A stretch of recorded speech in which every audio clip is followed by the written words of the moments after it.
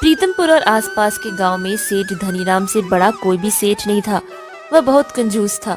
उसे कभी भी धन कमाने से संतोष नहीं होता था। दूर दूर से गरीब लोग सेठ धनीराम के खेतों और हवेली में काम करने आते थे और शाम को जब सभी काम करके वापस जाते तो सेठ धनीराम सभी को 2 किलो अनाज मजदूरी के रूप में देकर उसमें से 2 मुट्ठी अनाज निकाल लेता था। यदि कोई गरीब रुपए उधार मांग कर ले गया और लौटाने में देर हो जाती तो वह उन्हें कोड़े से पिटवाता था, इसलिए सभी उससे बहुत डरते थे। एक दिन शाम को जब वह सभी मजदूरों को उनकी मजदूरी दे रहा था, तभी एक पति पत्नी रोते हुए सेठ से मदद मांगने के लिए आए। सरकार, मेरे बच्चों की तबीयत बहुत खराब है, इलाज के लिए 200 रुपए दे दीजिए। इस गरीब की दुआ लगेगी आपको। मुझे तुझ जैसे गरीब की दुआ नहीं चाहिए। मुनीम जी, जरा इस कलुआ का पिछला हिसाब देकर बताइए तो इसे मुझे दुआ देना चाहिए या कुछ और? हुजूर, असल के 500 और ब्याज के 1600, कुल मिलाकर 2100 रुपए और 40 किलो अनाज। जा, पहले ब्याज के 1600 रुपए जमा करा। रहम करें हुजूर, बच्चे की जान बचा लीजिए। ठीक है मुनीम जी, कलुआ के ब्याज में 10 रुपए कम कर दीजिए और इसे 10 कोड़े लगवाने के बाद 200 रुपए दे दीजिए। इसके बाद कलुआ को सबके सामने कोड़ों से पीटा जाता है और कोई भी उसे बचाने के लिए आगे नहीं आता है। सत्यानाश हो ऐसे सेठ का। देखना, यह भी एक दिन तड़प तड़प कर मरेगा। यह चिल्लाता रहेगा और कोई बचाने वाला नहीं होगा। हाय लगेगी सेठ को, हाय। आओ सुखीराम आओ, और सुनाओ कैसे हो? सब सेठ जी की मेहरबानी है हुजूर, वही तो हम लोगों के माई बाप हैं। लेकिन सब लोग तो उन्हें बुरा भला और कंजूस कहते हैं। लोग कुछ भी कहें हुजूर, लेकिन हमारे लिए हमारे अन्नदाता तो वही हैं। वैसे मुनीम जी, अगर आप नाराज ना हो तो एक बात पूछूं आपसे? पूछो सुखीराम, पूछो, क्या पूछना चाहते हो? हम तो बस इतना जानना चाहते हैं कि हमें अनाज देने के बाद सेठ जी उसमें से 2 मुट्ठी अनाज निकाल क्यों लेते हैं? अरे वो तो सेठ जी हर साल भगवान के दरबार में तुम सभी के नाम से भंडारा जो कराते हैं, बस इसीलिए, और कुछ नहीं। वाह मुनीम जी, क्या बात है। भगवान ऐसे भले आदमी का हमेशा भला करे। इसके बाद सुखीराम वापस अपने गांव चला जाता है। उस दिन से सुखीराम भी अपने घर में रोज एक मुट्ठी अनाज निकालकर अलग रखने लगा। एक दिन, मैं कुछ दिनों से देख रही हूँ, आप हर दिन एक मुट्ठी अनाज निकालकर क्यों रख देते हैं? हमारे बच्चों का पेट नहीं भरता होगा। भाग्यवान, सेठ जी भी भंडारा करने के लिए 2 मुट्ठी अनाज रख लेते हैं, तो क्या हम किसी अतिथि या गरीब के लिए 1 मुट्ठी अनाज निकाल कर नहीं रख सकते? सेठ का क्या, वो तो कंजूस और लुटेरा है। शुभ शुभ बोलो भाग्यवान। सेठ जैसा भी है, हम उसी का दिया हुआ खाते हैं।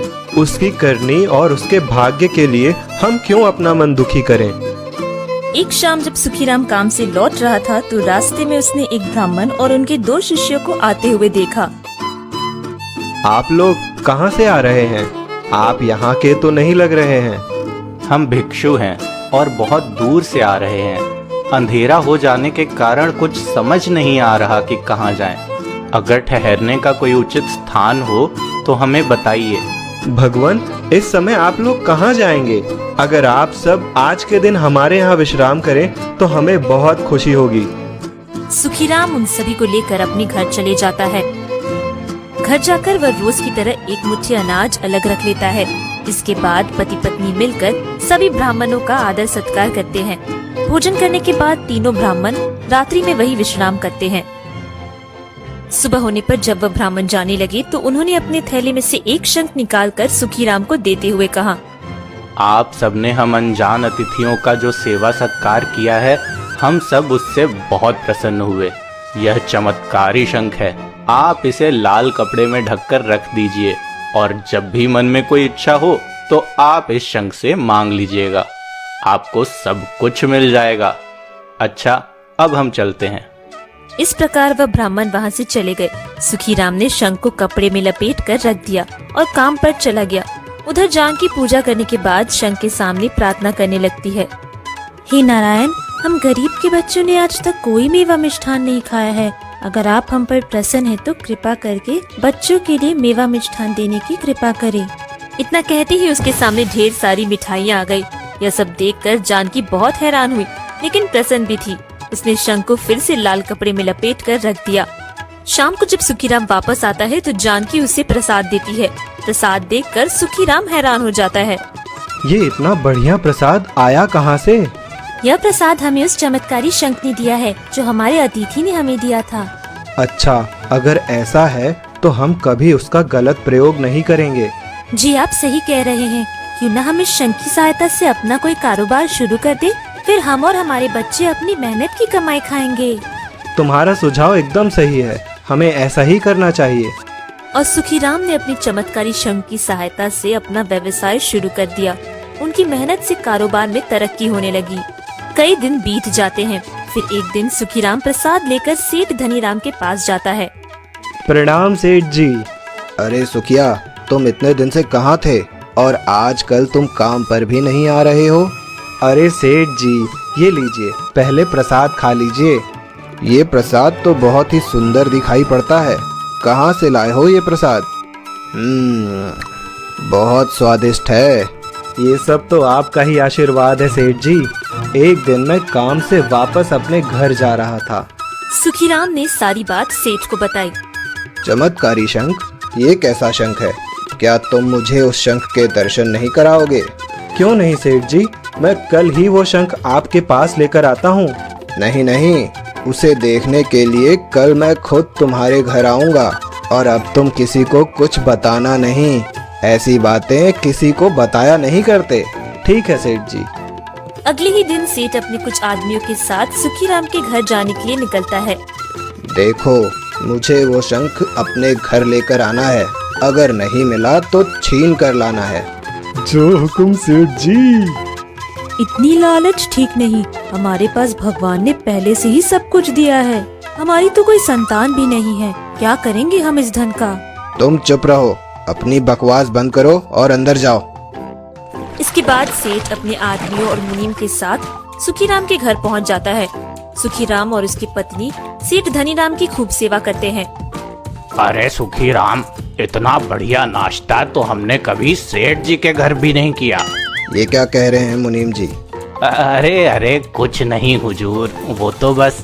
अरे हुजूर, कहाँ आप और कहाँ हमारा गरीब खाना। भला ये भी कोई बात हुई? मुनीम जी तो बस ऐसे ही हमारा मजाक उड़ा रहे थे। हाँ हाँ, तुम सही कह रहे हो सुखीराम। अरे सुखीराम, अब जरा उस चमत्कारी शंख के दर्शन हमें भी तो करा दो। अरे जानकी, जरा सेठ जी को भी वो शंख के दर्शन तो करवा दो। जानकी को यह बात बहुत अजीब लगी, लेकिन उसने कुछ नहीं कहा और शंख लाने चली गई। यह देखिए सेठ जी, हमारा शंख।